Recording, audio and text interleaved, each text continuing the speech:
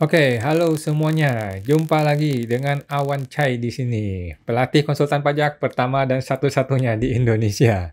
Hari ini kita live Instagram seperti biasa teman-teman ya. Nah, oke.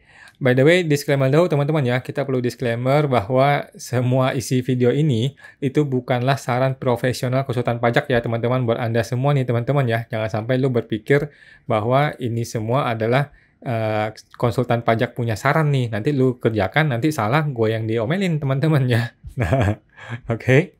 Nah, kita akan live Instagram teman-teman, gratis di channel Pajak Smart setiap hari Senin jam 8 malam seperti biasa ya. Oke, jadi gue perlu disclaimer nih di awal ya teman-teman bahwa semua yang gue sampaikan di video ini adalah pendapat pribadi gue 100% teman-teman guys.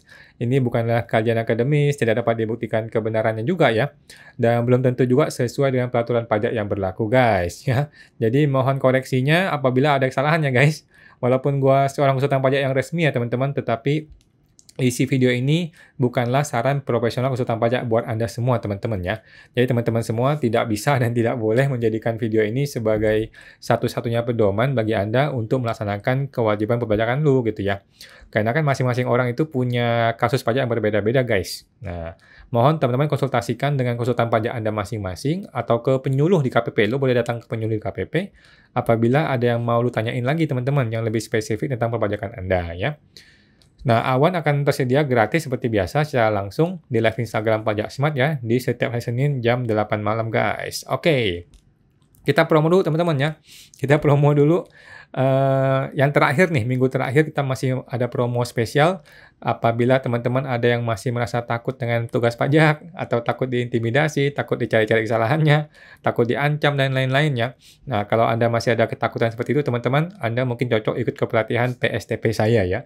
Program siapatakutpajak.com akan membantu Anda untuk menghadapi petugas pajak, teman-teman. Siap menghadapi surat SP2DK, pemeriksaan, bahkan hingga melawan oknum pejabat ya. Nah, teman-teman bisa daftar di www.siapatakutpajak.com guys ya. Ada promo khusus bulan ini dan hari ini mungkin terakhir kita promokan ya. Karena minggu depan, bulan depan kita udah ganti. Nah, teman-teman akan bergabung dalam komunitas eksklusif PSTP di grup Telegram. Kita bisa diskusi tentang masalah pajak Anda tanpa batas waktu, teman-teman ya. Bebas saja. Dan kita akan bertemu langsung via online setiap hari Jumat malam jam 8 malam, guys ya. Khusus bagi member PSTP saja. Dan ada bonus nih, bonus PSTP Batch 5 ini, Anda akan bisa berdiskusi langsung dengan saya, one-on-one private, teman-teman ya, selama 45 menit. Satu kali aja ya. Oke guys, manfaatkan masa promo hanya di bulan ini. Silakan daftar di website www.siapatakutpajak.com. Bergabung sana guys. Sampai jumpa ya. Oke, sebelum kita tanya jawab teman-teman ya, gue akan sampaikan dulu satu hal mengenai ini nih. Mungkin teman-teman awal-awal ini beberapa minggu terakhir sering dengar juga ya, ada orang mengalami double MPWP. MPWP double atau MPWP ganda. Terus lu dikirimin surat nih, ada SP2DK nih. Nah, jadi yang gue pahami teman-teman ada dua penyebab ya, kenapa orang bisa kena MPWP double. Yang pertama adalah karena nick-nya double atau alamatnya double. Yang kedua adalah gara-gara kesalahan DJP. Intinya sih DJP salah lah intinya ya. Waktu kita perpindahan dari KTP biasa menjadi KTP elektronik, itu banyak orang mengalami double MPWP, double KTP. Jadi nomor NIK-nya baru gitu. Banyak orang kan mengalami itu ya, nomor NIK-nya baru. Kalau waktu iktp nomor NIK lu baru, ada kemungkinan lu dapat MPWP double gitu ya. Nah, sekarang langkah-langkahnya apa nih kalau lu kena yang namanya MPWP double ya? Yang pertama adalah lu mesti konfirmasi ke KPP asal. Oke, lu mesti datang ke KPP asal, lu bilang, Pak, gua dikirimin surat nih dari KPP mengenai double MPWP nih. Nah, nanti orang KPP asal akan bilang, oh, kita yang betul, tolong kasih tahu ke sana, dicabut aja. Nah, kemudian lu datang ke KPP yang salah, ke MPWP yang KPP salah itu, bikin surat permohonan penghapusan MPWP, teman-teman ya. Dan masalahnya adalah akan terjadi pemeriksaan. Akan terjadi pemeriksaan di KPP yang salah itu, tetapi itu hal yang wajar, itu hal yang normal ya, karena memang gitu prosedurnya. Yang namanya cabut MPWP itu memang ada prosedur untuk pemeriksaan. Jadi Anda hadapi saja, dan Anda hadapi dengan memberikan foto NPWP yang betul. Kemudian ditambahkan dengan bukti lapor dari NPWP yang benar. Ini Pak, bukti lapornya kasih lihat ya. Nah, tapi nggak usah kasih isinya teman-teman ya. Nah, kalau saya sih, saya akan usahakan untuk tidak usah lanjutin pemeriksaan, karena KPP yang baru ini tuh KPP yang salah, tidak punya legal standing. Jadi KPP-nya salah, NPWP-nya salah gitu. Nah, harusnya tuh KPP tuh langsung minta maaf harusnya ya, bukannya malah pemeriksaan gitu. Karena kan salah DYP gitu. Nah, dan kemudian setelah lu ketemu dengan pemeriksa, mungkin lu bilang lu sudah buktikan segala macam. Nah, lu tidak perlu buka data teman-teman ya, karena ini NPWP yang salah. Nah, maksimal 1 bulan akan ada pencabutan NPWP berhasil, lu akan dapat sebuah surat, kemudian Anda akan kembali ke KPP yang betul, lu update di sana. Mungkin lu update nick-nya atau update alamatnya. Intinya lu pembetulannya di sana sampai yang benar gitu. Nah, kalau Anda pindah NPWP, ingat ya teman-teman, pindah KPP maksudnya. Kalau lu gara-gara beda nick, beda alamat kan lu pindah KPP tuh. Hati-hati ada kemungkinan perlu bayar tunggakan pajak ya. STP-STP yang lu belum bayar, mungkin lu perlu bayar gitu. Nggak apa-apa sih teman-teman ya. Gua rasa jarang terjadi pemeriksaan sih ya. Cuman dipanggil kemudian suruh bayar untuk STP itu mungkin saja. Oke teman-teman, itu guys ya. Kita langsung tanya jawab. Kalau ada yang mau bertanya silakan teman-teman, mudah-mudahan saya bisa menjawab ya. Bapak Purnawan Iswan. Malam kawan, bagaimana kabar ko? Malam Pak Purnawan. Baik Pak Purnawan, sehat-sehat semuanya. Terima kasih. Gimana kabarnya Bapak juga? Oke, kita lanjut. Ada yang bertanya, Bapak Budi pasti bisa. Pak, jika CV pinjam uang ke bank, misalnya 3 miliar, lalu uang tersebut diambil untuk kepentingan pribadi. Kira-kira nanti ada masalah perpajakan tidak ya Pak? Terima kasih. Jawabannya ada Pak ya, ada masalah perpajakan. Masalah pertama adalah bunga bank itu tidak bisa dibiayakan. Jadi kan Bapak ketika Bapak bayar cicilan bank kan Bapak bayar bunga dong. Nah bunga itu menjadi tidak boleh dibiayakan.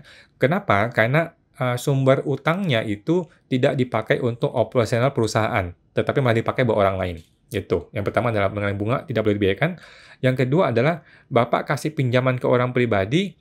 Ini kan bukan private ya, ini pinjaman namanya Pak ya. Kalau private itu kan diambil dari laba ditahan. Kalau Bapak kasih uang tetapi bukan ngambil dari laba ditahan, namanya kan pinjaman. Berarti kan Bapak ada piutang. Nah, kalau ada piutang, ada potensi masalah juga sih nanti mesti di cross check dengan si pribadinya, mesti di cross check gitu sih. Jadi resiko sebaiknya Pak, sebaiknya jangan deh, sebaiknya jangan ya. Tetapi kalau terpaksa ya sudah nggak apa-apa. Kalau memang terpaksa si orang pribadi butuh uang, tetapi hanya bisa pinjam dari CV, ya udah silakan dipinjamkan. Tetapi bunga banknya mungkin Bapak perlu koreksi fiskal. Gitu Pak. Nah, saya mengatakan itu Pak Budi pasti bisa. Ibu Cita Gita, Pak, yang PMK baru Natura, coba dibantu dijelaskan lebih detail Pak. Mengenai PMK Natura itu PMK 66 Bu ya. PMK 66 tuh sudah tersebar banyak Bu, di YouTube juga sudah banyak, di Google juga sudah banyak. Intinya gini, yang selama ini Natura itu sebagian boleh dibebankan, sebagian tidak boleh dibiayakan, sekarang menjadi full boleh dibebankan. Itu dulu kita paham nih ya. Yang namanya Natura sekarang menjadi boleh dibiayakan sepenuhnya. Kemudian Natura itu kan fasilitas atau kenikmatan kepada karyawan dong. Natura itu sebagian menjadi tidak kena pajak, sebagian menjadi kena pajak, yaitu PPh 21 gitu.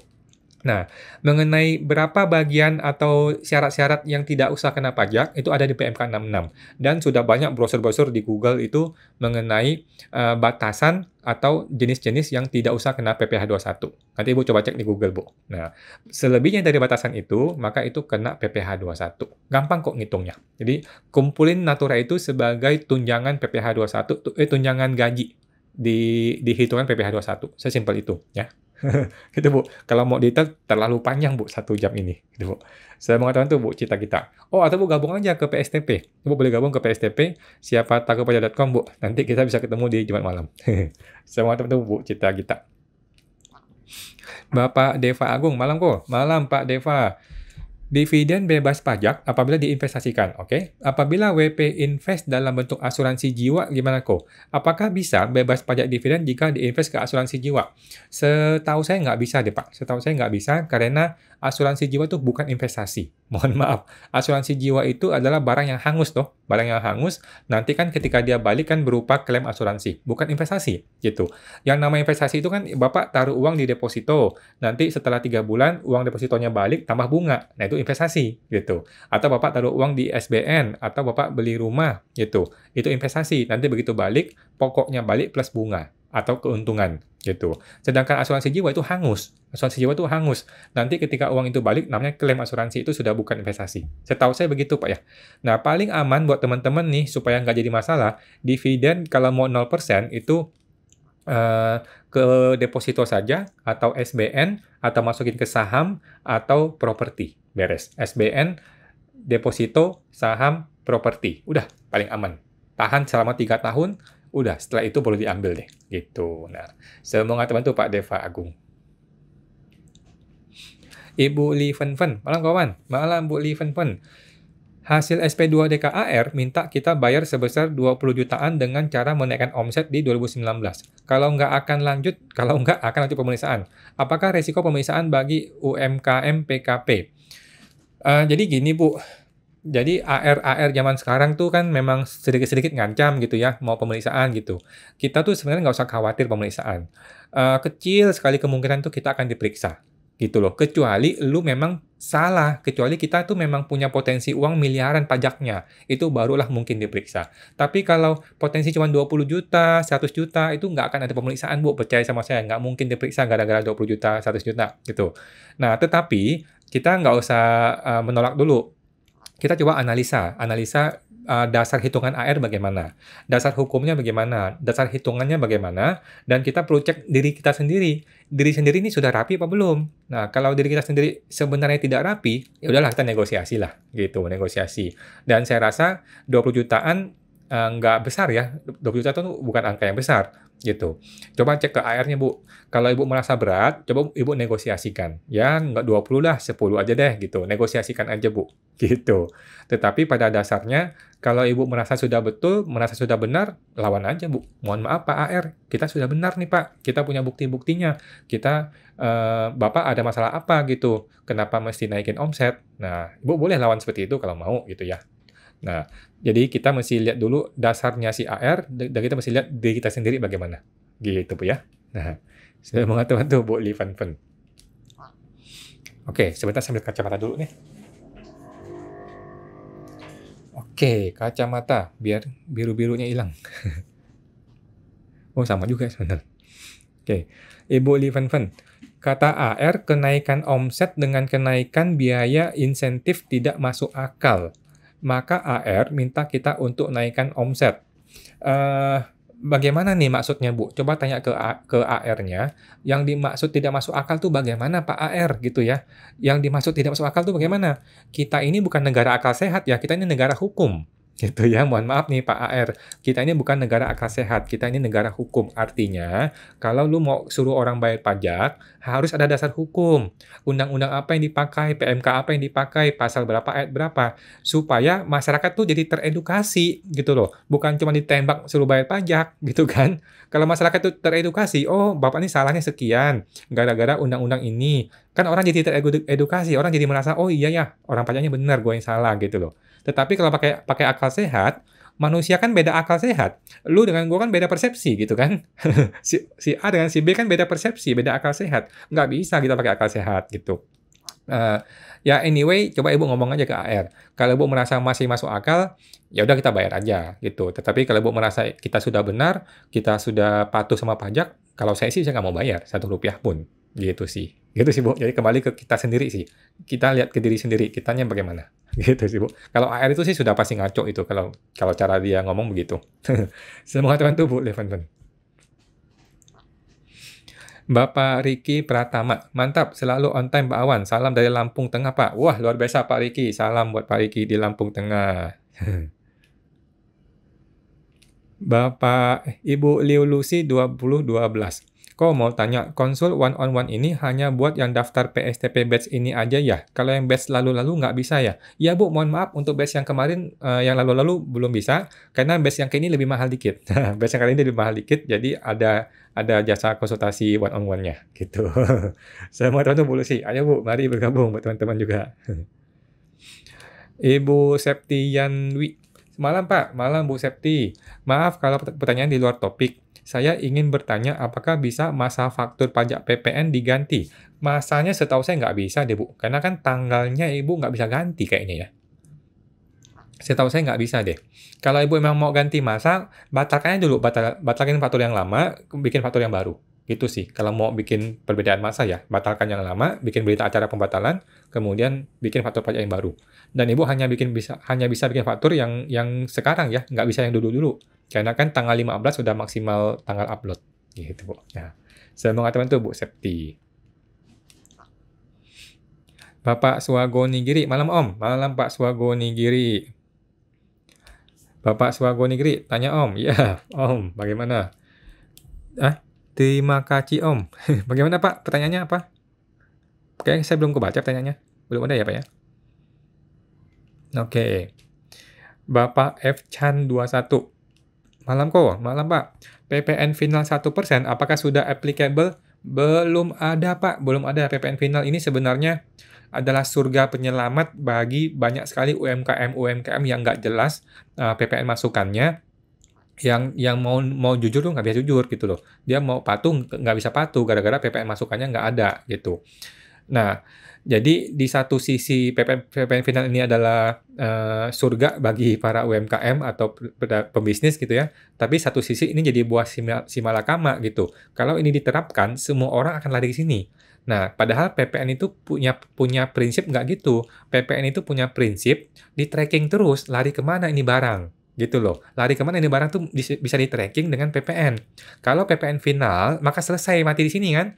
Mati di sini, negara tidak bisa men-tracking lari kemana ini barang. Jadi ini cilaka kalau begitu. Jadi gua rasa sampai sekarang PPN final tuh belum jadi ya gara-gara itu ya. Negara masih terus berpikir, gimana caranya ya? Kita bikin PPN final tetapi negara masih tetap bisa men-tracking ini. Nah, itu yang belum ketemu solusinya sih. Semangat bantu Pak F. Chan. Kita tunggu Pak sama-sama PPN final. Ibu Ni Kentang, malam Pak, malam Bu Ni Kentang. Apabila selama ini membayar PPh UMKM CV, tetapi di bulan ini orderan tiba-tiba viral dan omset melebihi 4,8 M. Apakah masih lanjut bayar PPh UMKM sampai akhir tahun? Jawabannya masih Bu ya. PPh itu tidak boleh berhenti di tengah-tengah tahun. Ibu harus tetap bayar 0,5% sampai masa Desember. Oke, itu satu PPh. PPN nih ya, mulai bulan depan Ibu harus sudah PKP. Artinya, begitu penjualan melewati 4,8, maka minggu depannya Ibu sudah mulai memohon permohonan PKP. Nah, nanti diharapkan bulan depan, 1 bulan kemudian, Ibu sudah jadi PKP dan sudah bisa aktif di PPN. Gitu sih, Bu. Gitu. Nah, semangat teman tuh, Bu. Ini kentang. Mantap, Bu. Semangat viralnya. Bapak Arte Peperindo. Join, ya Pak. Bapak Arte Peperindo. Pak, untuk PTP, perlu ada pembukuan atau berdasarkan PO yang kita terima sih Pak? Jawabannya pembukuan Pak ya. Mohon maaf teman-teman semua, PT perorangan adalah sama seperti CV, sama seperti PT biasa. Wajib pembukuan lengkap ya teman-teman ya. Jangan meremehkan PTP ya. PTP itu punya legalitas yang sama seperti PT maupun CV. Gitu. Jadi pembukuan harus lengkap. Saran saya gunakanlah software. Gunakanlah software online seperti Accurate ID, Journal ID, dan lain-lain gitulah. Gunakan software teman-teman ya. Jangan pakai Excel. Jangan pakai asal bikin. Gunakanlah software accounting yang lengkap. Nah, saya mengatakan itu Pak Arte. Bapak Eka Putra 29 kok. Jika perusahaan mengadakan gathering, apakah objek PPh 21 untuk semua karyawan?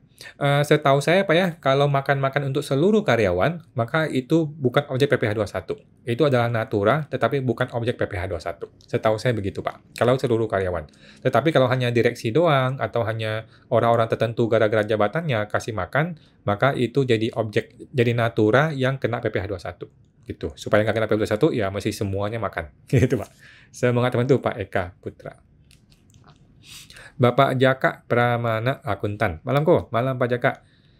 Misal PTA pinjam uang dari pihak ketiga non-bank. Nah, pinjam ke perorangan. Apakah terhutang PPh atas bunga? Jawabannya iya ya, Pak. Bagaimana jika si kreditur tersebut tidak mau dipotong PPh bunga? Kalau kreditur tidak mau dipotong PPh bunga, kita tanggung sendiri. Gampang kan? Kita gross up gitu. Jadi anggaplah kita pinjam 100 gitu ya, kena bunga 10 gitu. Kan 10 ini harusnya dipotong PPh bunga tuh 15%, ya kan? Nah, sekarang kita mark up, kita gross up seolah-olah kita tanggung gitu. Sehingga si kreditur terima uangnya bersih sudah 10 gitu, Pak. Kita yang tanggung. Semoga bantu Pak Jaka. Bapak Riki Pratama, bantu jawab Bu Septi. Misal masa buat pajak bulan 7, sekarang sudah tanggal 28 Agustus. Jadi tidak bisa diubah lagi masa PPN di bulan 7, karena batas rubah PPN adalah tanggal 15 setiap bulan depan berikutnya. Betul, thank you Pak Riki. Luar biasa, thank you Pak Riki, bantuannya. Ibu Linda Novi, kalau di SPBU kan tidak wajib PKP meskipun omset lebih dari 4,8 M. Oke. Nah, jika sekarang SPBU-nya juga menjual gas LPG, apakah harus mengajukan PKP? Setahu saya iya deh, Bu. Setahu saya iya. Jadi ini banyak orang kena masalah di sini. Solusinya gampang. Solusinya, gas LPG-nya jangan masukin ke SPBU. Bikinlah PTP, PT Perorangan yang jual gas, gitu. Atau gunakanlah MPP pribadi, gitu, yang jual gas, gitu. Jadi jangan digabung.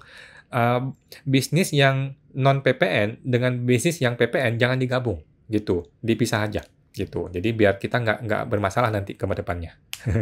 Semoga terbantu Bu Linda. Bapak Arte, malam Pak. Ya Pak Arte. Ibu Cita Gita, Pak, untuk pelaporan dividen investasi saat pembagian dividen atau nanti pelaporan setahun sekali saat SPT realisasinya? Jawabannya nanti Bu, sebelum 31 Maret ya. Jadi antara Januari sampai Maret, itulah saatnya untuk melaporkan PPh dividen. Laporan reporting realisasi dividen gitu Bu ya, selama 3 kali berturut-turut ya gitu Bu. Jadi kalau mau investasi sekarang silakan investasi kemarin silakan investasi, pokoknya kondisi 31 Desember, nah itulah yang dilaporkan di reporting dividen nanti tahun depan gitu Bu. Semoga terbantu Bu Cita. Bapak Arte Peperindo, Pak, untuk pajak PTP, apakah berdasarkan PO yang kita terima atau harus pembukuan, Pak? Jawabannya pembukuan ya, Pak Arte, buat teman-teman. PTP adalah sama seperti PT maupun CV, wajib pembukuan lengkap. Nah, saya mau teman-teman Pak Arte. Ibu Mary Su, malam kawan, malam Bu Mary. Mau tanya, supermarket PKP jual barang dari UMKM non-PPN. Apa bisa dimasukkan penjualan non-PPN di supermarket? Terima kasih. Setahu saya nggak bisa, Bu. Setahu saya nggak bisa. Jadi, yang namanya PKP, dia beli dari manapun nggak penting. Yang penting jualnya harus PPN. Gitu ya. Dia beli dari PKP boleh, dia beli dari non-PKP boleh, beli dari UMKM boleh, silakan. Tetapi jualnya wajib PPN. Itulah prinsip dari PKP. Setahu saya sih begitu, Bu Mer. Memang gitu sih. Tetapi kan ada barang-barang yang tidak kena PPN ya. Contohnya kayak buah-buahan, sayur-sayuran tuh nggak ada PPN-nya. Setahu saya gitu. Nah, saya mau teman tuh Bu Mary. Bapak Chen Chao Wei 26. Malam kawan, malam Pak Chen. Kalau terima warisan emas batangan, apakah ahli warisnya kena pajak saat dijual? Cara menghitung pajaknya selisih harga jual dengan harga aset penerima warisan tersebut atau selisih harga. Yang saya pahami sih selisih harga dari ketika dia jual dengan ketika perolehan di warisan. Di dulu sih. Jadi bakal kena sih Pak. Bakal kena. Bakal kena atas keuntungannya. Nah keuntungannya itu dihitung dari mana? Dari penjualan pada saat dia jual dikurangkan dengan pada saat si pemberi warisnya beli dulu. Kemungkinan sih seperti itu Pak ya. Kemungkinan seperti itu. Kalau saya sih emas nggak usah lapor lah. Taruh di rumah aja. Semua tentu Pak Chen. Bercanda Pak ya. Bapak Budi pasti bisa. Pak, jika CV belum punya karyawan yang bekerja hanya pengurus, sehingga tidak ada gaji. Ini di akhir tahun, kira-kira CV masih tetap buat laporan SPT 21 tidak ya? Atau tidak usah? Terima kasih. Jawabannya tetap perlu, Pak. Tetap ya. Ada atau tidak ada karyawan, berapapun gajinya, ada atau tidak PPh 21, tetap perlu laporan PPh 21 bulan Desember. Tetap wajib dilapor. Gitu, Pak. Nah, saya mau tentu Pak Budi. Ibu Widya Asmara Aulia. Berapa tahun ke belakang SPTOP dapat dilakukan pembetulan? Bebas Bu, suka-suka kita. Dasar hukumnya PMK nomor apa ya? Terima kasih. Tidak ada PMK-nya karena bebas Bu, karena bebas. Negara tidak akan mencegah Ibu untuk pembetulan SPT. Negara tidak akan mencegah kita untuk bayar pajak. Silahkan saja bayar pajak atau pembetulan SPT mundur. Yang tidak boleh adalah kalau sudah ikut PPS, itu nggak boleh pembetulan lagi untuk 2020 ke bawah. Gitu Bu. Nah, kalau tidak ikut PPS, ya suka-suka kita, bebas saja pembetulan. Nah, saya mengatakan itu Bu Widya. Cuman biasanya orang pembetulan itu 5 tahun ke belakang, karena kan setelah 5 tahun sudah kadaluarsa pemeriksaan kan, sudah nggak perlu sebenarnya. Tapi bebas kok. Bapak Swagonigiri, Om Awan, apakah bisa bayar pajak di tahun yang sama dengan harta perolehan? Soalnya mau beli mobil pakai duit kasino di tahun yang sama. Boleh Pak, boleh. Makasih Om Awan, makasih Pak Swagonigiri. Boleh, silakan saja. Bapak terima uangnya sekarang, Bapak bayarnya sekarang, ya nggak apa-apa juga. Sudah betul Pak, sudah betul. Nah, saya mengatakan itu Pak Swagonigiri. Ibu Cita Gita. Maaf Pak, PT saya tidak bisa ajukan sertel buat lapor PPN. Infonya karena ada SP2DK yang belum ditanggapi tahun 2019. Sebelumnya kami tidak ada terima dan baru terima hari ini. Wah, cilaka. Oke, nggak apa-apa Bu. Ibu segera langsung balas SP2DK-nya besok pagi. Ibu balas SP2DK yang langsung balas, selesaikan langsung dengan AR. Tolong Pak di closing ya Pak, supaya saya bisa menginput sertel buat segera gitu. Kalau nggak nanti saya nggak bisa lapor nih Pak, akhir bulan ini Pak, nggak bisa lapor saya, gitu. Coba ngomong ke AR Pak, Bu, biar segera diselesaikan SP2DK itu. Gitu. Nah, masalahnya kalau ada pembayaran pajak yang masih dibayar, itu cilakannya, itu ya masalahnya.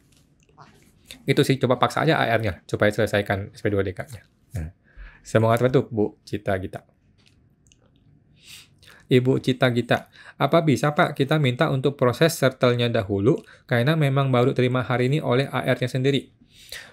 Kalau saya sih gini Bu, tolong Bapak AR, dasar hukumnya apa sih? Sertel tuh nggak boleh dapat kalau ada SP2DK? Mana ada dasar hukum seperti itu?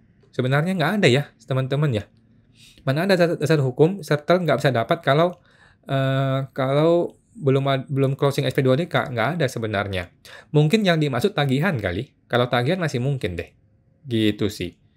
Nggak ada dasar hukumnya sebenarnya. Sekarang kalau saya belum bereskan SP2DK, kemudian sertel nggak terbit, apakah saya nggak usah lapor PPN? Kan tetap masih lapor dong. Lah gimana negara ini? Negara ini yang mencegah saya untuk bikin sertel, saya juga kena denda nanti ketika nggak lapor. Jadi kena 2 kali. Gitu. Ngomong deh ke AR-nya Bu.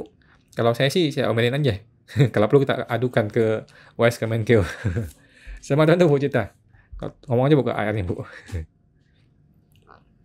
Ibu Mami Princess. Woi, itu semua sudah dilaporkan amnesti pajak 2015. Aman dong ya? Aman Bu. Tadi pertanyaan awalnya apa? Saya belum baca. Aman Bu, semua sudah lapor di TA, itu aman.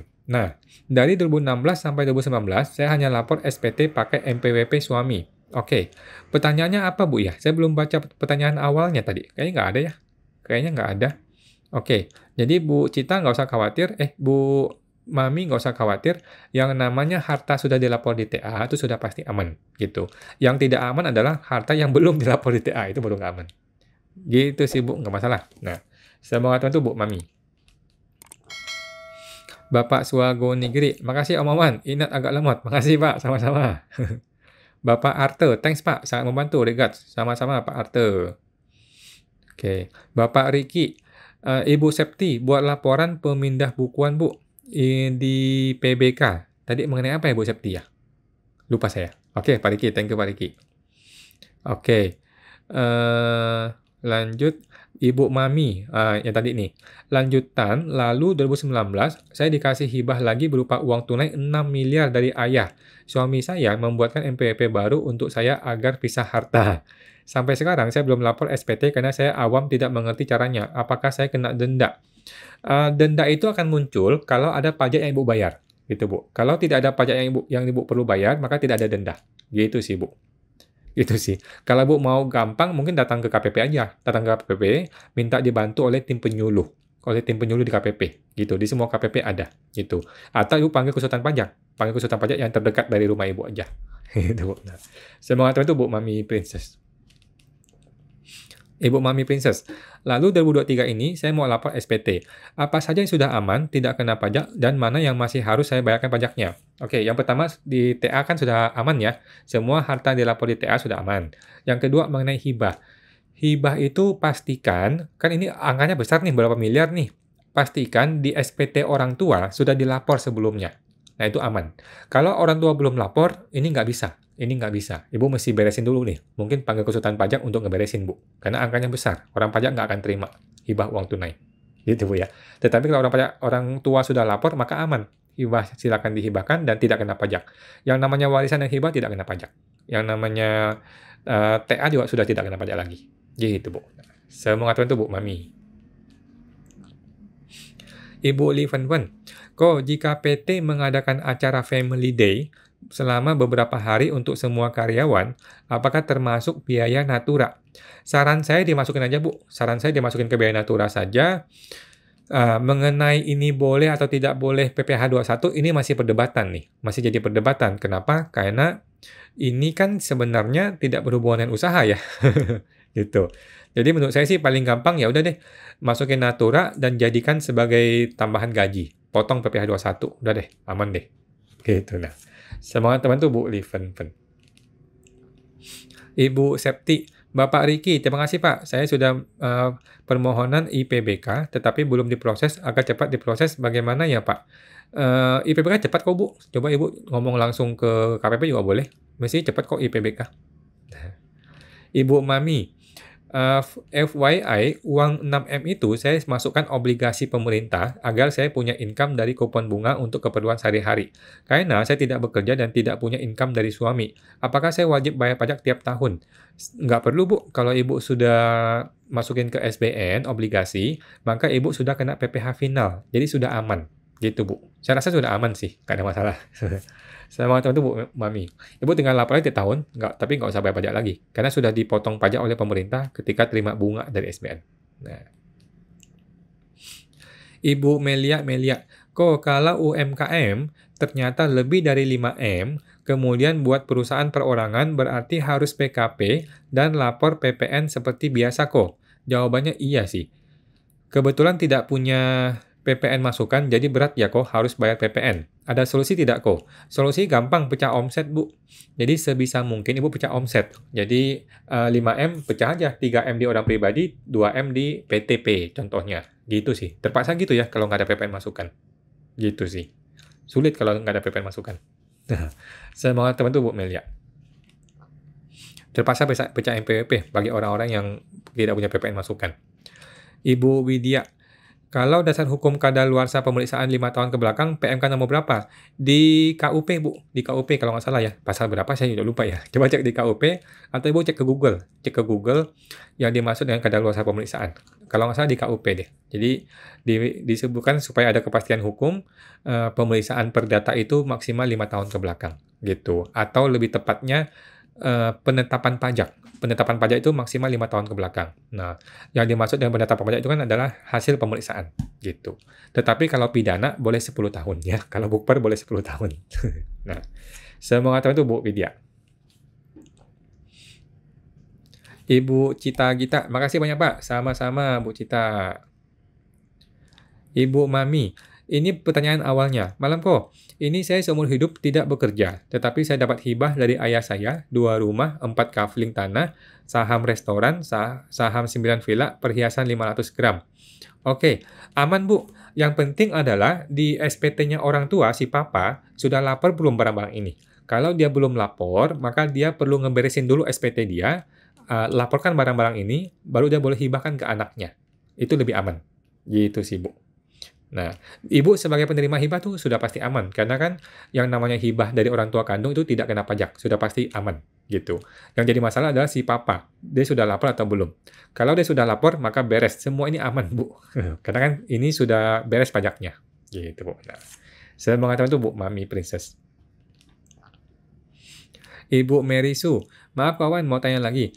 Apakah CV yang semua karyawannya masih di bawah PTKP, apakah harus lapor SPT PPh 21-nya? Terima kasih kok. Nggak perlu Bu, Januari sampai November tidak usah lapor SPT PPh 21, karena tidak wajib ya. Kalau di bulan itu tidak ada PPh yang dibayar, maka tidak wajib lapor. Mau lapor silakan, tetapi tidak wajib lapor. Oke? Tapi khusus Desember, Ibu perlu lapor. Nah, khusus masa Desember Ibu perlu lapor. Kenapa? Karena di bagian Desember itu ada satu lembar yang namanya yang namanya gaji tahunan. Jadi nanti akan dihitung ulang gaji tahunan dan di situ Ibu akan terbitkan bukti potong A1. Nah, bukti potong A1 Ibu akan bikin satu persatu karyawan dibikin di masa Desember. Nah, itulah alasannya kita perlu bikin masa Desember. Saya mau ngatakan itu Bu Mary. Bapak Arte Peperindo. Pak, sorry tanya lagi. Kalau SPT tahunan nihil, terus bikin PKP, SPT berikutnya tumpang tindih nggak Pak? Terima kasih. Nggak masalah sih Pak, nggak apa-apa. PKP yang nihil juga banyak Pak. Sudah PKP tetapi nggak ada omset juga banyak. Nggak ada masalah Pak, normal saja. Saya mau ngatakan itu Pak Arte. Ibu Liu Lucy 2012. Malam kok, malam Lucy. Ada WP yang dulu usahanya jual perhiasan perak. Namun beralih ke jual emas 2021. 2021 dan 2022 lapor SPT pembukuan dengan omset di atas 4,8 M. Takutnya ada potensi PPN 11% karena kalau KLU-nya masih perak. Jadi baiknya gimana ya kok? Pertama, emas itu tidak 11% ya Bu. Emas tidak 11%. Emas itu ada PPN khusus. Nah, coba Ibu cek ke PMK terbaru kemarin tuh, PMK terbaru, emas itu ada PPN khusus ya, pakai DPP nilai lain. Kalau nggak salah dulu tuh 1%, sekarang jadi 1,6% kalau nggak salah ya. Gitu sih Bu. Jadi nggak masalah sih, bukan 11%, cuman 1% lebih. Coba cek ke PMK-nya Bu. Aman sih, nggak masalah. Mengenai KLU nggak usah pusing mengenai KLU. Kita mesti lihat kondisi sebenarnya. Kalau kondisi sebenarnya jual emas, ya udah dia mesti bayar pajak sesuai dengan kondisinya bisnisnya emas, gitu sih. Nah, oke. Saya mau ngatakan tuh Bu Liu Lucy. Ibu Liu Lucy, lanjutan. Andai ada imbauan dari AR untuk PKP, kena PPN-nya dari 2021 atau sejak SPPKP terbit ya? WP adalah orang pribadi. Jawabannya adalah sejak dia sudah seharusnya PKP. Gitu sih Bu. Kalau ketemu ya, kalau ditemukan, apalagi dia sudah lapor dengan mandiri ya, dia sudah omset lebih dari 4,8 M, ya memang akan kena sejak tahun dia kena 4,8 M. Bukan sejak tanggal PKP ya, tetapi sejak awal. Sejak awal dia sudah seharusnya PKP, maka disitulah mulai ada PPN-nya terhutang nanti. Gitu sih. Nah, saya mengatakan itu Bu dulu sih. Tetapi Bu coba aja nego ke AR kalau ditemukan kan. Pak, tolong deh bayar PPN-nya setelah PKP aja Pak. Gitu. Ya kalau AR-nya baik kan dibantu. Ibu Feni Agustin. Malam Bu Feni. Jika SPT PPN bulan 5 kurang bayar dan sudah bayar dan lapor. Lalu pembetulan dan kurang bayar bertambah. Apakah kurang bayar setoran PPN pembetulan dikenakan denda? Akan kena denda, Bu. Akan kena denda. Kan sudah terlambat ya ceritanya kan. Jadi bulan 5 dia sudah bayar 10, sekarang di bulan 8 dia pembetulan, dia tambah lagi 10 gitu kan ceritanya kan. Nah, untuk 10 yang kedua ini akan kena denda. Ya kan dianggap sebagai pembayaran terlambat. Ya, cuman 1% lebih sih, 1% kalikan berapa bulan, kalikan nilai pajak yang tambahan ini. Gitu. Saya mengatakan itu Bu Feni. Ibu Mary, terima kasih kawan, sehat selalu. Sama-sama Bu Mary, sehat selalu. Ibu Christine Budi 1205. Malam Pak Wan, malam Bu Christine. Menyambung pertanyaan di atas. Kalau sudah di atas 4,8 M dan buat PT untuk pembukuannya bagaimana? Apakah harus buat bank terpisah dan pembukuannya terpisah dengan pribadi? Jawaban saya adalah terpisah Bu ya, teman-teman. Janganlah menggabungkan rekening pribadi dengan rekening PT. Jangan dipisahkan itu. Kenapa? Karena PT itu adalah sebuah entitas sendiri. Dia punya NPWP sendiri, punya NIB sendiri, dia punya rekening sendiri, dia punya pembelian dan penjualan sendiri, dia punya harta dia sendiri gitu loh. Jadi pisahkan Bu ya, rekening PT dipisahkan, bisnisnya PT dipisahkan, pembelian PT dan penjualan PT juga dipisahkan. Jangan digabung ke pribadi, itu haram. Nanti begitu kena pemeriksaan, dua-duanya kena, repot. Gitu Bu ya. Nah, saya mengatakan itu Bu Christine. Pembukuan juga dipisah ya, pembukuan OP dan pembukuan badannya dipisah. Nah, Ibu Christine, kok Mau tanya, perusahaan sudah PKP, tapi omset masih di bawah 4,8 M. Itu masih boleh bayar 0,5% atau wajib pakai pasal 17? Thanks kawan. Jawabannya boleh Bu, boleh pakai 0,5%, tidak pengaruh PKP ya. Yang penting omset masih di bawah 4,8 M, dia boleh 0,5% PPh final. Tetapi ingat ya, PT 3 tahun, CV 4 tahun, orang pribadi 7 tahun. Ya, ingat itu ya. Kalau PT nih melewati 3 tahun, ya udah, dia sudah nggak boleh pakai 0,5%. Kalau CV lewatin 4 tahun, ya udah, dia masih kembali ke PPh umum. Gitu, Bu. Jadi bukan ikutin PKP, tetapi ikutin omset. Nah, semoga teman tuh, Bu Christine. Ibu Christine, PTP maksud saya. Oh ya, PTP. Oke. Ya, sama Bu. PTP itu sama seperti PT, sama seperti CV. Sama saja. Nah, PTP itu 4 tahun ya teman-teman ya. PTP itu 4 tahun menggunakan PPh final 0,5%, bukan 3 tahun. Bapak Budi pasti bisa. Pak, jika kita lapor SPT PPh 21 masa Desember, tetapi lupa import A1 terlebih dahulu. Jadi, bobot A1 diketik setelah lapor SPT PPh 21. Apa ada masalah tidak? Atau harus lapor SPT lagi, Pak? Jawaban saya pembetulan, Pak. Perlu pembetulan, Pak. Jadi, di CSV-nya Bapak itu tuh belum ada A1 di situ. Jadi, Bapak perlu lapor pembetulan. Nah, di pembetulan itu nanti CSV yang baru ini ada tuh A1 di situ. Gitu, Pak ya. Perlu, Pak. Perlu pembetulan ya. Semangat teman tuh, Pak Budi. Oke, belum ada pertanyaan lagi teman-teman ya. Kita masih ada waktu.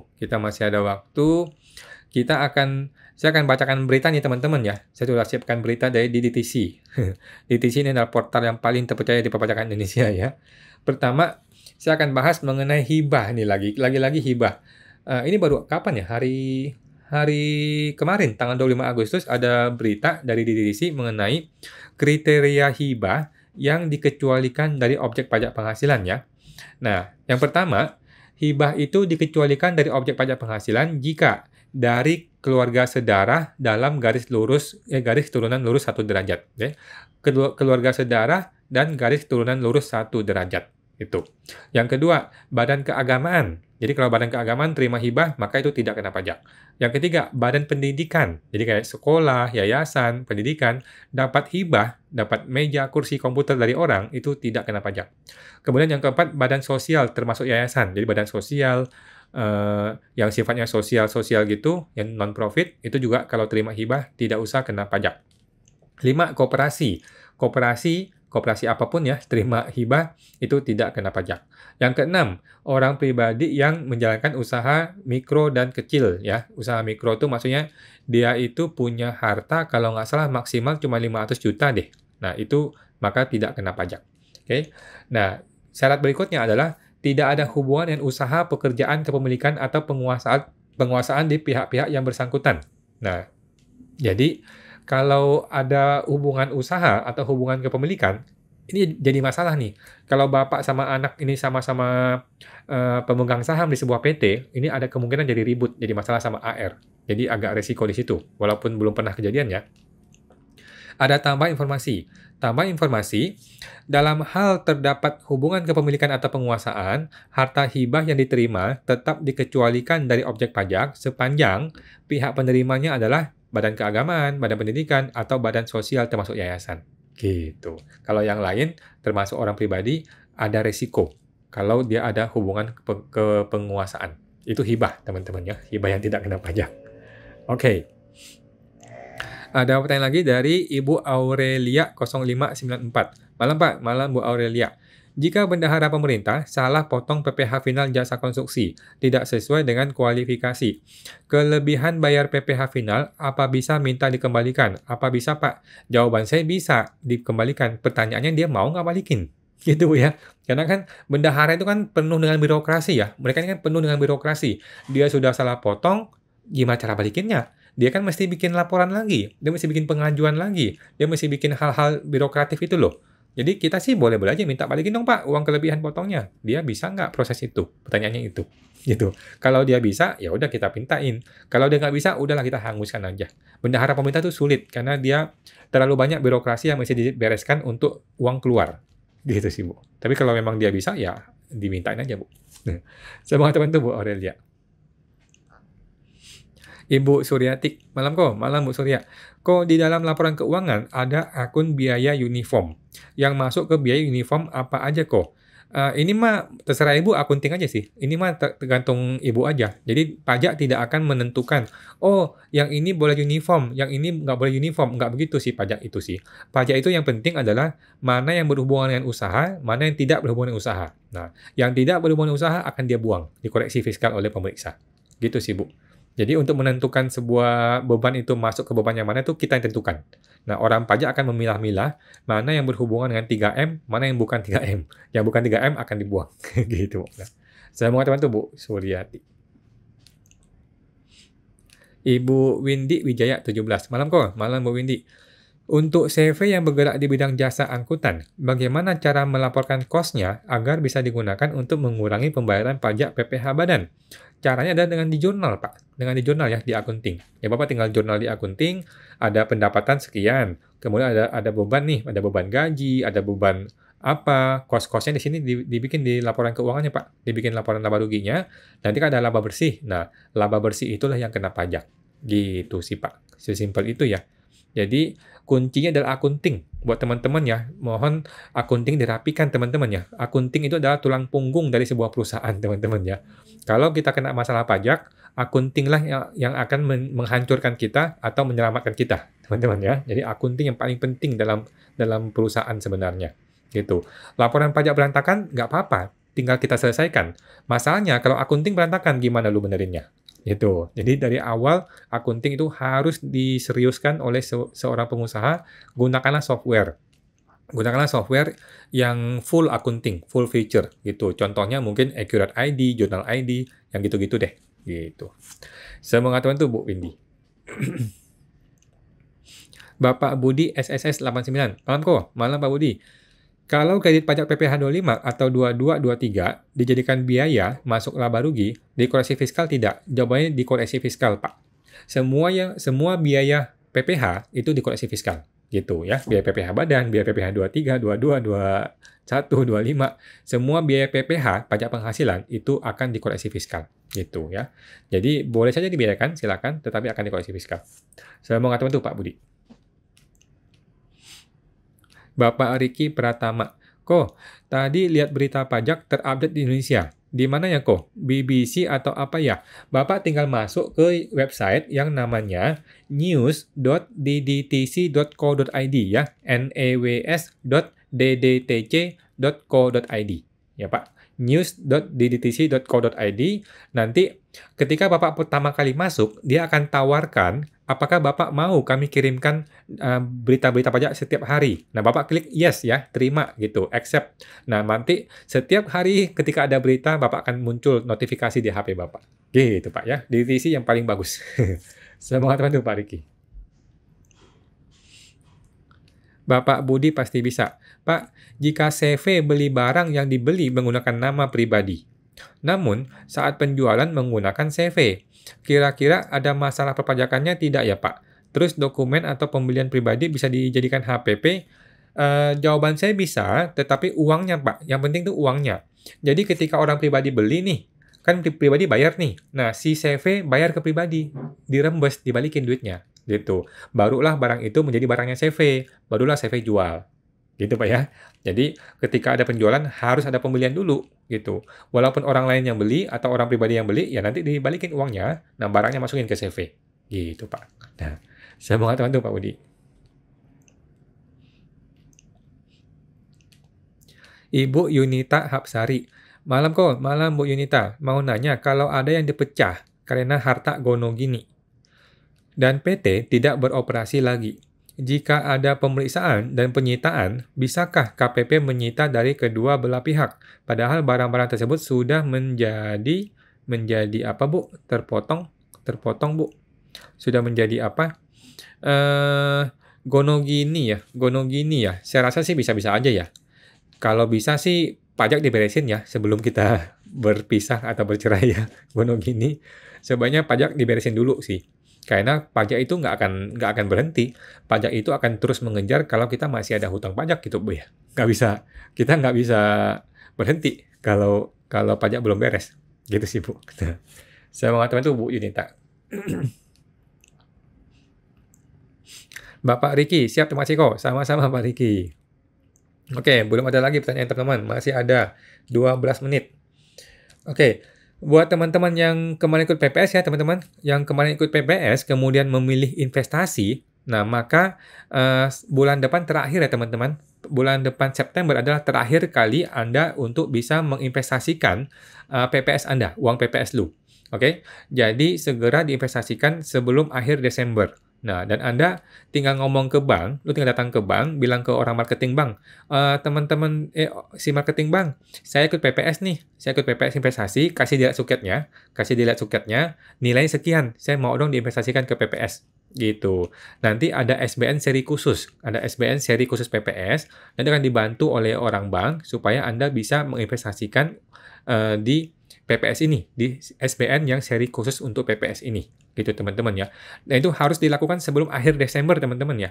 Nah, sekarang gimana kalau orang gagal investasi? Gimana kalau lu sudah bilang mau investasi tetapi nggak jadi investasi? Nggak usah khawatir teman-teman ya, nggak usah khawatir, tidak akan ada masalah besar, tidak ya. Kalau orang sudah PPS, pilih investasi, kemudian dia tidak investasikan, gagal investasi, maka dia cukup bayar denda saja. Cukup bayar denda kalau nggak salah 3,5%, gitu ya. Kan dulu dia bayar 6% tuh, atau 12% kan, kemudian dia tinggal bayar denda 3,5%, maka investasinya gagal, batal investasi. Nggak ada masalah, boleh-boleh saja. Gitu ya, teman-teman. PPS tidak akan mungkin dibatalkan, itu keyakinan saya ya. Kalau ada PPS yang batal, saya kasih jasa gratis. Kita tuntut sampai ke Menteri Keuangan. Bercanda ya teman-teman. Bapak Swago Nigiri, Om, kalau WP dapat dana segar dari investor untuk usaha, boleh langsung dipakai untuk bikin usaha ya? Jawabannya boleh-boleh aja Pak, nggak ada masalah. Nah, sekarang kan penyertaan modal orang itu mau dijadikan apa nih? Cara pertama adalah dijadikan sebagai setoran modal saham. Nah, cara kedua adalah hutang piutang. Tinggal Bapak pilih nih. Jadi uang yang masuk dari si angel investor ini, dari orang yang investasi ini, mau dilapor sebagai apa? Sebagai setoran modal saham kah? Berarti kan dia punya saham di PT kita yang baru ini. Ataukah sebagai hutang piutang. Berarti kan kita orang pribadi berhutang sama dia, kemudian uang itu kita setor sebagai saham di PT. Tinggal dipilih aja, nggak ada masalah sih Pak. Nah, yang jadi masalah adalah kalau si pemberi uang tidak mau dilaporkan, nah itu cilaka itu. Itu jadi kita mesti ngakuin itu uang kan, jadi salah. Gitu Pak. Saya mau ngatakan itu Pak Swago Nigiri.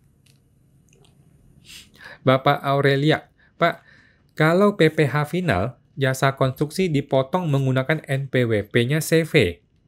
Apa ada aturannya Pak untuk proses pengembalian kelebihan bayar PPh final? Maksud Bapak kelebihan bayar itu gara-gara apa nih? Kelebihan bayar gara-gara klasifikasi salah gitu ya? Aturannya sih aturan PBK aja sih Pak, aturan PBK aja. Jadi dia tinggal terbitkan bukti potong yang baru, kemudian dia kembalikan uangnya, kemudian dia pembetulan SPT. Gitu sih. Jadi pihak yang salah motong itu mesti terbitkan bukti potong yang baru, direvisi, kemudian pembetulan SPT PPh finalnya, kemudian uangnya dibalikin. Gitu sih. Seharusnya gitu Pak ya. Kalau emang dia perlu PBK, boleh PBK juga sih. Nggak ada masalah sih harusnya. Nah, saya mengatakan itu Pak Aurelia. Oke. Bapak Is 79 San. Malam Pak Is. Kalau punya kripto, harus lapor di SPT juga? Jawabannya iya Pak ya, iya. Semua harta itu harus kita laporkan di SPT ya, mau dia kripto, mau apapun bentuknya. Saya takutnya nanti pas naik malah diresein pajak. Amankah buat cantumin ya? Jawaban saya nggak ada masalah Pak. Jadi kita masih punya mindset ya. Kalau memang gue perlu bayar pajak, gue harus bayar pajak. Itu mindset yang betul teman-teman ya. Jangan punya pikiran, gimana caranya gue nggak bayar pajak ya? Bagaimana caranya gue menyembunyikan barang ini ya? Jangan, teman-teman, jangan gitu pola pikirnya. Pola pikirnya adalah, kalau memang gue perlu bayar pajak, gue akan bayar. Gue akan bayar yang seharusnya gue bayar, gitu. Dengan begitu, kita akan hidup tenang. Kita hidup tenang, nggak ribut sama AR, gitu ya. Jadi, kripto tetap harus dilapor sebagai harta, itu satu. Yang kedua, kenaikan harga kripto memang sudah sewajarnya kita bayar pajak. Gitu ya teman-teman ya. Kenaikan harga kripto kan sama aja kita beli mobil terus mobilnya harganya naik gitu loh.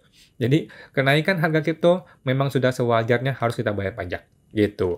Kalau Bapak mau menunda bayar pajak boleh. Nanti Bapak bayar pajak ketika sudah direalisasikan, ketika sudah dijual gitu. Bapak beli 100, sekarang naik harga jadi 500 nih. Tetapi selama Bapak belum jual, Bapak nggak usah bayar pajak dulu, boleh kalau mau gitu, gitu. Tetapi ketika Bapak jual, sudah jadi uang, nah, capital gain atau kenaikan harga itu tetap harus kena pajak, gitu. Itu satu ya. Tetapi kalau barang kriptonya dalam negeri, kalau kripto dalam negeri yang sudah terdaftar di Bapepti, yang saya dengar sudah gunakan PPh final, gitu. Sudah PPh final, jadi Bapak nggak usah khawatir, sama seperti saham. Sudah kena PPh final, kalau nggak salah 1% atau berapa gitu. Jadi, sudah tidak ada lagi capital gain untuk kripto yang dalam negeri, setahu saya gitu. Karena ketika dijual sudah kena PPh final. Nah, tetapi kalau kripto luar negeri itu nggak bisa, tetap ada capital gain kena pajak biasa. Gitu, Pak. Cuman saya dengar ada cara supaya kripto luar negeri nanti ketika dijual jadi kripto dalam negeri. Itu nggak tahu deh, saya nggak ngerti, saya nggak main kripto. Nah, semoga teman itu Pak Is, 79 San. Bapak Is, thanks Pak, sama-sama Pak. Bapak Yoko Chirohen, kok mau tanya, umur berapa seseorang bisa bikin NPWP? Setahu saya 21 kalau nggak salah ya. Atau sejak punya NPWP sudah bisa sih kayaknya. KTP ya. Kalau kita punya usaha UMKM, dalam hal ini rumah kos, kemudian kita hibahkan bangunan ke siapa Pak? Terpotong Pak. Terpotong Pak ya. Coba nanti dicek lagi. Oke. Ibu titik balik ketiga. Bapak ya. Malam Pak. Balik ketiga. Mau tanya, saya bikin PT sejak 2005. Sampai sekarang belum pernah tarik dividen karena khawatir kena PPh pajak.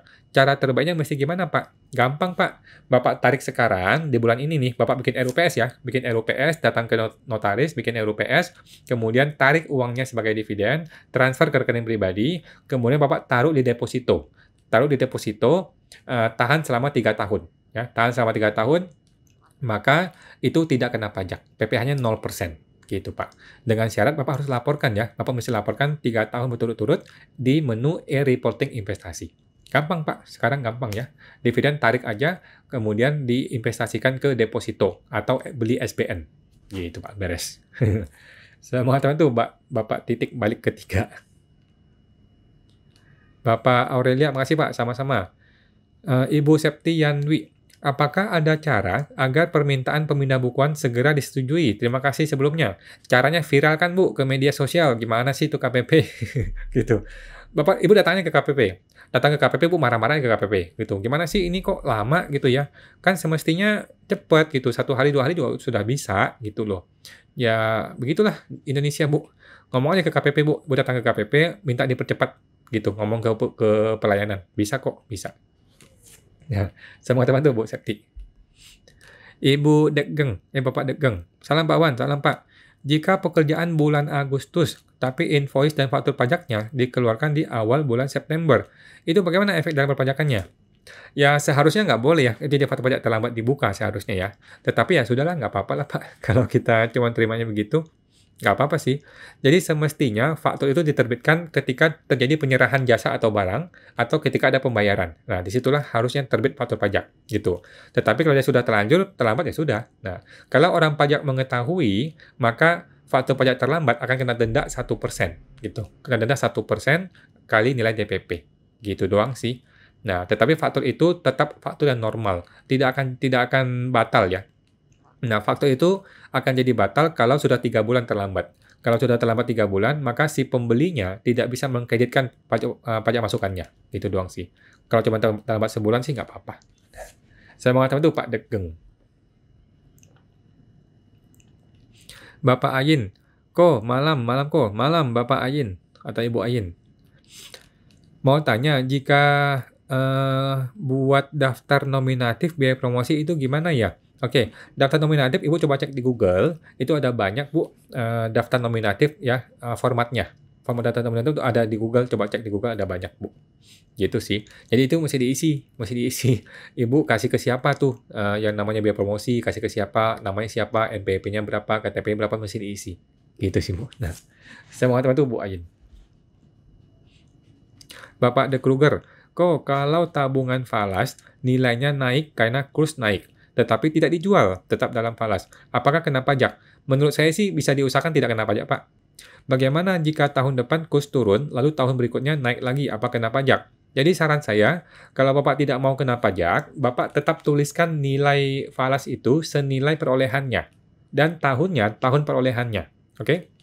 Jadi kalau falas itu dibeli tahun 2010, nilainya 10 gitu ya, senilai waktu itu mungkin 13.000. Ya udah, Bapak laporkan terus seperti itu apa adanya. Gitu. Sampai Bapak jual, barulah Bapak nilai berapa keuntungannya. Gitu, Pak. Itu caranya ya. Jadi hanya tuliskan senilai harga perolehan dan tahun perolehan dimatiin di situ. Nah, ketika dijual barulah Bapak hitung. Nah, itu caranya, Pak. Saya mengatakan itu Bapak De Kruger. Bapak Yoko Chirohen. Bila kita punya usaha kos, kemudian kita hibahkan ke anak, apakah otomatis pajaknya harus masuk ke SPT anak? Dan bila bangunannya dihibahkan harus segera dibalik nama? Oke, jawabannya betul Pak ya. Jadi pajaknya nanti kemana nih? Ke anak, betul, karena sudah dihibahkan.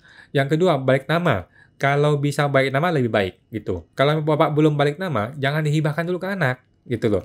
Jadi ketika kita mau menghibahkan, kita tuh sudah harus punya mindset untuk melepas barang ini. Ketika kita punya mindset melepas, maka otomatis balik nama perlu dilakukan. Gitu, Pak. Kalau belum ada niat balik nama, jangan dihibahkan dulu, gitu. Tetap di SPT kita, nanti ada uangnya, terima, kita kasih ke anak sebagai hibah uang, gitu. Jangan hibah barang. Kalau hibah barang, sudah sewajarnya dibalik nama. Gitu sih, Pak. Tetapi tidak harus buru-buru, gitu sih. Gitu. Cuman ya sewajarnya dibalik nama.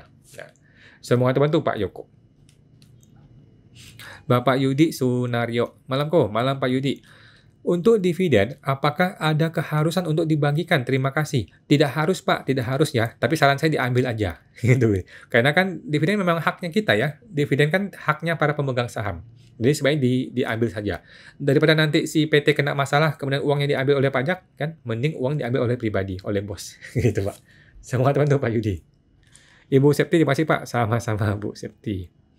Bapak Aurelia, Pak, untuk pengajuan pengurangan sanksi pajak, prosesnya berapa lama ya Pak? Terima kasih. Biasanya 1 bulan kurang sudah jadi Bu, tetapi nggak usah diharapin deh, pasti ditolak. Gitu ya. Maksimal 1 bulan ada kok hasilnya. Semoga teman-teman Bu Aurelia. Bapak Ibu Cita Gita, Pak, kami mau bagi dividen, perlu notariskan atau buat surat pembagian dividen aja kayak surat pernyataan bisa nggak ya ditandatangan pemegang saham? Setahu saya harus RUPS Bu. RUPS itu rapat umum pemegang saham. Yang saya tahu tuh RUPS tidak wajib notaris, yang saya tahu ya. Cuman ada beberapa teman bilang itu mesti notaris wajib. Jadi coba Ibu ke notaris bilang ngobrol-ngobrol sama notaris gitu, konsultasi gitu ya. Pak, RUPS itu perlu nggak sih diaktekan? Kalau nggak perlu nggak usah, cukup dilegalisir aja gitu. Tetapi kalau notarisnya bilang wajib diaktekan, ya udah kita aktekan. Gitu sih, Bu. Cuman yang saya tahu harusnya nggak perlu. Gitu sih. Saya mau tahu itu Bu Cita kita. Ibu Ayin, maksudnya kok untuk tahun 2019 kita belum buat. Itu konsekuensinya gimana kok? Lagi dalam pemeriksaan. Ibu Ayin tadi mengenai apa tadi ya? Ibu Ayin mengenai daftar nominatif. Oke, daftar nominatif. Oke, jadi Ibu Ayin bilang ke pemeriksanya, Pak, kita punya daftar nominatif. Ibu bikin malam ini, besok sudah jadi barangnya. Gitu, Bu ya. Kalau bisa ya, kalau bisa. Kalau nggak bisa, ya udah. Kalau nggak bisa tuh pasti dikoleksi fiskal sama pemeriksa pajak. Gitu sih, Bu. Jadi, itu kan bisa dibikin. Yang namanya daftar nominatif kan bisa dibikin. Gitu sih. Dan banyak orang gitu kok. Banyak orang ketika pemeriksaan ditemukan, baru udah dibikin. Dia kasih ke pemeriksanya. Gitu sih, Bu. Ya, kalau bisa ya. Semoga teman-teman Bu Ayin. Bapak Dekeng. Makasih Pak Wan, sama-sama Pak. Ibu Ratna, pengajuan pengurangan denda sanksi biar di-approve gimana tipsnya? Tipsnya adalah Ibu datangin ke Kanwil setiap hari. Ajak ngobrol tuh orang Kanwil yang tugasnya meng-approve Ibu. Gitu. Ya Ibu datang ke Kanwil nih, Ibu bilang, saya ngajuin permohonan pengurangan sanksi nih, siapa ya yang ngurus ya? Nah, nanti orang yang ngurus itu, Ibu kasih makan, bawa nasi padang, kasih dia minum, ajak dia ngobrol, santai-santai gitu, Bu. Setiap hari sampai disetujui. Gitu, Bu. Dan sudah dilakukan oleh klien saya berhasil. Gitu, Bu. Sama teman-teman, Pak Bu Lana. Kalau enggak, ya sudah pasti tolak lah. Ibu Jimmy 2906. Malam kalau kita dagang jual beli barang, bukan jasa, apakah diperlukan suket PP 55? Dagang jual beli barang, bukan jasa, apakah perlu suket PP 25? Tidak perlu, Bu. Pak, tidak perlu ya. Jadi, suket PP55 hanya diperlukan kalau pedagang jasa saja yang dipotong oleh customer. Kan dia tidak mau dipotong PP23 kan, maka dikasihlah suket supaya dipotong PPh 0,5%, gitu. Kalau dagang nggak perlu. Mohon maaf ya, teman-teman tidak perlu kalau dagang. Nah, semoga itu buat Pak Jimmy. Bapak Yukoriro Chen. Menyambung pertanyaan tadi, bila tujuan hibah supaya bisa memanfaatkan pajak UMKM 7 tahun, apa tidak masalah kita hibahkan bangunan ke anak kita supaya masih bisa mendapatkan tarif UMKM setelah 2024? Apakah salah? Jawaban saya boleh-boleh aja, Bu. Boleh-boleh aja, Pak. Boleh-boleh aja sih. Cuman itu dia, baik namanya itu. Baik nama akan kemungkinan diperkarakan oleh AR sih. Gitu. Sebenarnya sih nggak masalah, cuman kalau bertahun-tahun nggak ada baik nama, nanti AR yang ngomel juga. Gitu, Pak. Semoga teman tuh Pak Yoko. Ibu Ain, udah buat kok. Berarti tinggal kirim aja ya, makasih kok. Iya Bu, nanti Bu bilang ke pemeriksa pajak, Pak, ini Pak, daftar nominatif, mohon maaf nih, saya lupa lapor waktu SPT kemarin gitu. Kalau pemeriksanya baik, ya dibantu. Kalau dia nggak mau, ya nggak bisa. Kan Ibu mesti disubmit ketika lapor SPT dulu. Gitu katanya dia. Ya coba aja Bu, ngomong ke pemeriksanya. Semoga teman tuh Bu Ain. Ibu Mami Princess, kok saya kan dibikin NPWP 2020 sama suami, supaya pisah harta. Tetapi sampai sekarang saya belum lapor apapun, SPT tahunannya sudah 3 tahun. Maksud saya, nggak mau punya NPWP biar bareng suami aja. Jadi gini Bu, ada lanjutan ya. Tetapi suami sudah mengeluarkan daftar harta saya dari SPT-nya. Lalu bolehkah saya diemin saja sampai 5 tahun agar saya terbebas dari AR? Karena kan semua harta saya dari hibah ayah bebas pajak dong ya. Lalu bagaimana dengan kupon bunganya yang saya terima tiap bulan sebagai income? Apakah kena pajak lagi, Bu? Oke, jadi gini, Bu Omi nggak usah khawatir. Ibu sudah pasti tidak kena pajak lagi, karena pertama hibah. Oke, yang kedua adalah penghasilan dari SPN itu sudah final. Oke, tetapi saran saya, berhubung ini uang miliaran, sebaiknya Ibu laporkan SPT Ibu. Gitu. Cuma ada 2 pilihan, ngomong sama suami kembaliin ke SPT dia, atau Ibu tetap perbaharui SPT Ibu, tetap lapor SPT Ibu. Karena kan Ibu sudah punya NPWP, dan harta itu sudah dikeluarkan oleh SPT suami. Jadi masukkan di SPT Ibu. Terpaksa sih, Bu. Ini uang miliaran, jadi jangan dibiarin. Mending dilaporkan di SPT Ibu. Gitu. Kalau itu hibah, bisa dibuktikan itu hibah, dan sudah dilapor oleh orang tua, maka itu aman. Gitu, Bu. Semoga itu, Bu Mami Princess. Bapak Yoko, makasih kok, sama-sama. Ibu Cita Gita, selama ini PT saya punya pemegang saham salah satu direksi saya. Tidak ada sewa menyewa. Sudah bertahun-tahun. Kalau sekarang saya mulai menyewakan untuk PT saya, apakah bisa? Boleh-boleh aja sih Bu. Maksud Ibu nih sewa tanah dan bangunan ya? Sewa kantor gitu Bu ya? Kalau mau sewa kantor boleh-boleh aja sih. Mau sewa sekarang boleh, mau sewa kemarin boleh, mau sewa ke depan juga boleh sih. Nah, cuman kalau nanti AR tanya, kok kemarin nggak sewa? Nah, Ibu bilang aja, kemarin masih susah Pak, kita jadi sekarang baru mulai sewa, gitu sih. Kemarin masih pinjam pakai gitu. Nah, semoga itu Bu Cita kita. Ibu Mami, bisakah saya tutup matikan NPWP saya itu? Tidak Bu, Ibu punya uang miliaran, jadi jangan ditutup NPWP-nya, tetap Ibu laporkan di SPT-nya Ibu. Oke, kecuali suami Ibu bersedia untuk masuk ke SPT dia. Nah, itu Ibu boleh tutup NPWP. Gitu Bu ya. Nah, kalau suami bersedia, ya udah semua laporkan dikumpulkan di SPT suami, beres gitu. Tetapi kalau suami nggak mau, maka semua harta Ibu ini harus dilapor di SPT Ibu. Karena ini barang miliaran, jangan dibiarin, harus dilaporkan ke pajak gitu. Nah, semoga teman tuh Bu Princess. Ibu Cita, iya sewa kantor sendiri, iya Bu. Nah, sewa, berarti kan kemarin pinjam pakai ceritanya kan, kemarin pinjam pakai, sekarang baru sewa, boleh sih, nggak masalah. Selama ini nggak pernah bayar, ya nggak apa-apa lah. Kedepannya aja, kalau bisa sih yang namanya kantor punya pemegang saham, ya selayaknya disewa aja, selayaknya ya. Kan potong pajak 10% ya oke lah, bagi-bagilah buat negara. Gitu Bu. Oke Bu Cita, terima kasih Bu Cita. Oke teman-teman, udah lewat jam 9 ya. Oke, makasih teman-teman semuanya. Dan kita masih ada promo nih teman-teman ya. Masih ada promo buat teman-teman yang takut dengan pajak, silakan bergabung ke PSTP ya, www.siapatakutpajak.com. Ini hari ini terakhir untuk promo bulan depan nih, karena kita minggu depan udah mulai nih. Hari Jumat depan sudah mulai untuk kelasnya. Jumat malam kita ketemu terus selama 2 bulan ke depan, teman-teman ya. Segera bergabung di www.siapatakutpajak.com. Nah, Ibu Mami Princess, baiklah, terjawab sudah. Terima kasih banyak atas sarannya, bermanfaat sekali. Semoga keuangan sehat selalu. Baik, Jati panjang umur ya Pak, amin. Sama-sama Bu Mami, amin. Bapak Bebare Mincel, tengok kok, sama-sama Pak Mincel. Oke teman-teman, sampai jumpa lagi minggu depan, hari Senin jam 8 malam. Mari semuanya.